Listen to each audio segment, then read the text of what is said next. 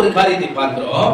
அவன் தாண்டி போனாலும் நான் அற்புதம் செய்வேன். 34 வசனத்தை வாசிப்போம். அவர் அவளை பார்த்து, மகளே, உன் விசுவாசம் உன்னை ரட்சித்தது, நீ சமாதானத்துடனே போய் உன் வேதனை நீங்கி சுகமாகிரு என்றார். அவர் இப்படி பேசிக் கொண்டிருக்கையில் ஜெபாலய தலைவனுடைய வீட்டிலிருந்து சிலர் வந்து, உம்முடைய குமாரத்தை மரித்து போனால் இனி ஏன் போதகரை வருத்தப்படுத்துகிறீர்கள் என்றார். And he said to her, Daughter, your faith has made you well. Go in peace and be healed of your disease. While he was still speaking, they come from the ruler's house some who said, Your daughter is dead. Why trouble the teacher any further?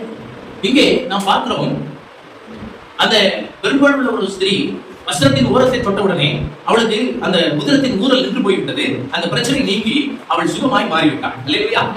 மாறின உடனே ஆண்டவர் அந்த மகளுக்கு ஒரு வாக்குத்தத்தத்தை கொடுக்கிறார். அவர் அவளை பார்த்து, மகளே, உன் விசுவாசம் உன்னை ரட்சித்தது, நீ சமாதானத்திலே போய் உன் வேதனை நீங்கி நீ சுகமாய் இரு என்று இப்படி பேசிக் கொண்டிருக்கிறார், சொல்லிக் கொண்டிருக்கிறார். அல்லேலூயா. இந்த வேளையிலே ஜெபாலய தலைவனாகிய எபிரனுடைய வீட்டில் இருந்து ஆட்கள் வருகிறார்கள். வந்து, உம்முடைய குமாரத்தை மரித்து போனாள், இனி ஏன் போதகரை வருத்தப்படுத்துகிறீர் என்று சொல்லி அங்கே தகவல் வருகிறது. ஆட்கள் சொல்லுகிறாங்க. உடனடியாக இந்த எபிரனுடைய மனம் மிகுந்த வேதனைப்படுகிறது, மிகுந்த வேதனைப்படுகிறது. கண்ணீரின் உச்சகட்டத்திலே போயிருப்பார். தன்னுடைய மகளை இழந்து விட்டால் இனி என்ன உண்டு என்னுடைய வாழ்க்கையிலே, என்னுடைய மகளே போய்விட்டால் என்று சொல்லி அவன் நொந்து போயிருக்கும் பொழுது அடுத்த வசனம் சொல்லுகிறது, அவர் சொன்ன வார்த்தையை இயேசு கேட்டவுடனே ஜெபாலய தலைவனை நோக்கி, பயப்படாதே, விசுவாசம் உள்ளவனாயிரு என்று சொல்லி, இங்கே இந்த வார்த்தை வந்த உடனே காரியம் தாண்டி போய்விட்டது. என்ன தாண்டி போய்விட்டது? மகளுடைய உயிருக்கு போராடி கொண்டிருந்த மகளுடைய உயிர் பிரிந்து போய்விட்டது. அவள் மரித்து போனாள். அப்படியானால் இந்த இடத்துல என்ன சொல்ல வருகிறார் இயேசு? முதல்ல கால தாமதம் ஆனாலும் நான் அற்புதம் செய்வேன் என்று சொன்னார். இங்கே தாண்டி போனாலும் அற்புதம் செய்வேன். என்ன செய்வேன்? தாண்டி போனாலும், காரியம் தாண்டி போய்விட்டது, காரியம் கை மீறி போய்விட்டது. இனிமேல் ஒன்றும் செய்ய முடியாத ஒரு நிலைமையிலே எபிரனுடைய குடும்பத்தார் வந்து விட்டார்கள். காரணம் என்ன? எபிரனுடைய மகள் மரித்து போனாள். ஆனால் இந்த இயேசு கிறிஸ்து உடனடியாக அவனை தேற்றுகிறார். அல்லேலூயா. நீ பயப்படாதே, விசுவாசம் உள்ளவனாயிரு. அந்த வசனத்தை மீண்டும் வாசிங்க. அவர்கள் சொன்ன வார்த்தையை இயேசு கேட்டவுடனே ஜெபாலய தலைவனை நோக்கி, பயப்படாதே, விசுவாசம் உள்ளவனாயிரு என்று சொல்லி பேதுருவையும் யாக்கோபையும் யாக்கோபின் சகோதரன் யோவானை தவிர நம்முடைய வருகிறதுக்கு இடப்படாமல், இங்கே தாண்டி போனாலும் இயேசு வீட்டுக்கு வருகிறார். அவர் வந்து சாதாரண தெய்வமானால், சாதாரண மனிதனானால் என்ன சொல்லியிருப்பார்? ஐயோ, இப்போ டாக்டர் என்ன சொல்லியிருப்பாங்க?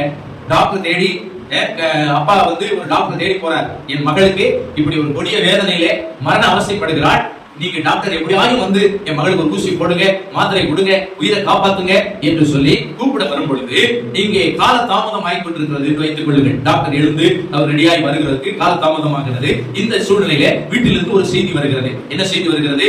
இப்படி டாக்டர் ஏன் வருத்தப்படுறீங்க, அவரை நைட்ல ரெஸ்ட் எடுக்க சொல்லுங்க, உங்களுடைய குமாரத்தி மரித்து போனாள் என்று சொல்லும் பொழுது உலக டாக்டர் தான் என்ன சொல்லிருப்பாங்க?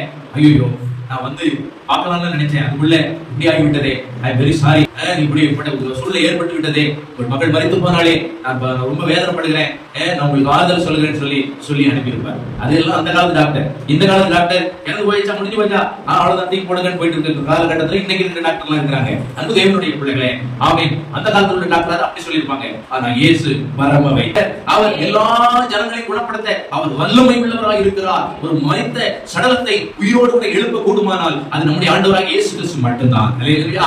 அவர் இறங்கி வந்து உண்மையாகவே அற்புதம் செய்வார். அல்லேலூயா.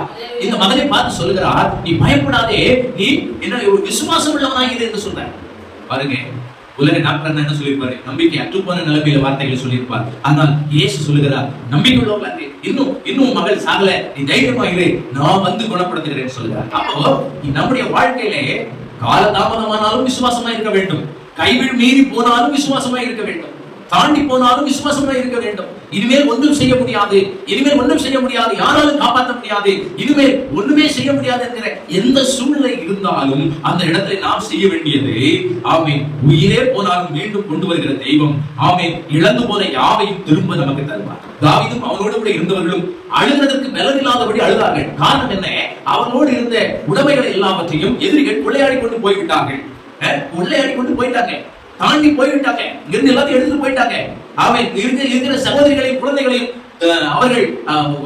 அவர்களையும் சேர்த்து கொள்ளையடித்து கொண்டு போய்விட்டார்கள். ஆனால் இந்த சூழ்நிலையில கூட தாவீது ஆண்டவர் மேல் நம்பிக்கையா இருந்து நான் சகலத்தையும் திருப்பிக் கொள்வேனா என்று சொல்லி நம்முடைய யெகோவா தெய்வத்தினிடத்திலே அவர் கேட்டார். இல்லையா? கேட்டதுனால நீ சகலத்தையும் திருப்பிக் கொள்வாய் என்கிற வார்த்தையை கேட்ட உடனே விசுவாசத்துடனே பின்தொடர்ந்து போய் மற்ற எல்லாவற்றையும் திருப்பி கொண்டு வந்தான்.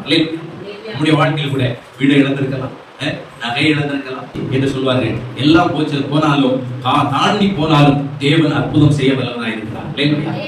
நம்முடைய ஆண்டவர் உலகத்தை உண்டாக்கின தேவன். 25 சவரம் உருவாக்குறதுக்கு அவர் பெரிய விஷயம் இல்லை அவருக்கு. அல்லேலூயா. ஏன் உங்களுக்கு 250 சவரத்தை தரப்போகிறார்? அப்ப என்ன பண்ண போறார்? அல்லேலூயா. உனக்கு ஒரு வீடு போச்சுன்னா உனக்கு 10 வீடை தரப்போகிறார். அல்லேலூயா. எல்லா கரங்களும் உயர்த்தலையே சொல்லுவோம்.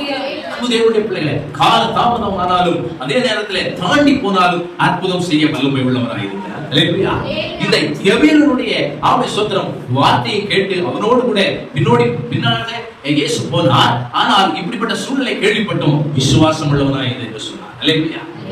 அது மட்டும் இல்ல, அங்கே இயேசு வந்து எபிரனுடைய வீட்டுக்கு வந்தார் என்று சொல்லப்பட்டது. இன்றைக்கு நம்முடைய சூழ்நிலை எல்லாமே கைமீறி போனாலும் ஒரு நம்பிக்கை நமக்கு வேண்டும். நம்ம வீட்டுக்கு இயேசு வருவார் என்கிற நம்பிக்கை வேண்டும். அல்லேலூயா. பூஜா வீட்டுக்கு இயேசு வருவாரா? பூஜா வீட்டுக்கு இயேசு எப்படி வருவார்னா, இந்த பைபிள் வச்சு படிக்கணும். உனக்கு தெரிஞ்ச அளவுக்கு தமிழ்ல எழுத்து கூட்டி படிக்கணும். அல்லேலூயா. படிச்சா இயேசு உங்க வீட்டுக்கு வருவார். உங்க வீட்டுல இருக்கிற சண்டை எல்லாத்தையும் மாத்துவார். உங்க வீட்டுல இருக்கிற பிரச்சனை எல்லாத்தையும் நீக்குவார். உங்க வீட்டுல இருக்கிற வியாதியை நீக்குவார். கடன் பிரச்சனைகளை நீக்குவார். உங்களை ஆசீர்வதிப்பார். பேதுருவையும் யாக்கோபையும் யாக்கோபின் சகோதரன் யோவானையும் தவிர வேறொருவரும் தம்முடைய வருகிறதுக்கு இடம் கூடாமல் ஜெபாலய வீட்டிலே தலைவனுடைய வீட்டிலே வந்து இங்க வந்து அந்த குழந்தையை குணமாக்கினார். அல்லேலூயா. அன்பு தேவனுடைய பிள்ளைகள், அப்போ இரண்டாவது பாயிண்டை நாம் கவனிக்கும் பொழுது என்ன சொல்லப்படுகிறது? கைமீறி போனாலும் தாண்டி போனாலும் இனிமேல் ஒன்றும் செய்ய முடியாது என்று சொன்ன நிலைமையிலே நாம் இருந்தாலும் நிச்சயமாகவே கர்த்தர் மீண்டுமாக சுகத்தையும் பலத்தையும் ஆரோக்கியத்தையும் நமக்கு தருவார். எனக்கு தெரிந்த அன்பு சகோதரர், இப்போ அவர் கேரளாவில் ஜின்சன் பாஸ்டராக அவர் ஊழியம் செய்து கொண்டிருக்கிறார். அவருடைய வாழ்க்கையில் நடந்த சம்பவம் என்னன்னு சொன்னா, முதுகெலும்பிலே ஒரு ஜவ்வு மட்டும்தான் இருக்கிறது, எலும்பே இல்லை. அந்த அளவுக்கு பேக் பெயின் வந்து ரொம்ப பிரச்சனையில இனிமேல் ஒன்றும் செய்ய முடியாது என்கிற ஒரு சூழ்நிலைக்கு வந்து விட்டார்கள். அப்போ அங்க ஜிஹெச் மருத்துவமனையில் சென்னையில அட்மிட் செய்யப்பட்டிருக்கிறார். மருத்துவர் சொன்னாங்க, இந்த எலும்பை வெட்டி எடுத்துடணும். எலும்பை வெட்டி எடுத்தா 2 வருஷம் 3 வருஷம் படுக்கையில தான் எல்லாம் இருக்கணும். அப்போ உங்களுடைய வேலை போச்சு, உங்களுடைய காரியங்கள் வாழ்க்கையே போகிற நிலைமையில இருக்கிறது, தாண்டி போகிற நிலைமையில் இருக்கிறது என்று சொல்லிவிட்டார்கள். ஆனால் அந்த சகோதரன் அவைகள் எல்லாம் கேட்டு வைத்துக் கொண்டு இயேசுவின் மேல் நம்பிக்கையோடு இருந்தார். இயேசுவின் மேல் நம்பிக்கை வந்த உடனே மறுநாள் ஆபரேஷன் பண்ணணும். ஆனால் இந்த சகோதரர் என்ன பண்ணாரு? இவைகள் எல்லாவற்றையும் விட்டு ஆபரேஷன் எல்லாம் எனக்கு வேண்டாம், என் இயேசு என்னை குணப்படுத்துவார் என்று சொல்லி அங்கிருந்து சொல்லாமல் கொள்ளாமல் ஆலயத்துக்கு போய்விட்டார்கள். அல்லேலூயா. ஆலயத்துக்கு போய் அங்கே படுத்துக் கொண்டிருக்கும் பொழுது கர்த்தர் அந்த சகோதரன் மேல் இறங்கி வந்து முடிந்து போன நிலைமையில் இருக்கிற அந்த மனிதனை கர்த்தர் சுகப்படுத்தினார். அல்லேலூயா. இன்றைக்கு அன்பு பாஸ்டர் ஜின்சன் அவர்கள் கேரளாவில் ஊழியம் செய்து கொண்டிருக்கிறார்கள். ஆகவே அன்பு தேவனுடைய பிள்ளைகளே, முடிந்து போன நிலைமையில் இருந்தாலும் இயேசு நம்மை குணப்படுத்தி ஆசீர்வதிக்க வல்லவராய் இருக்கிறார்.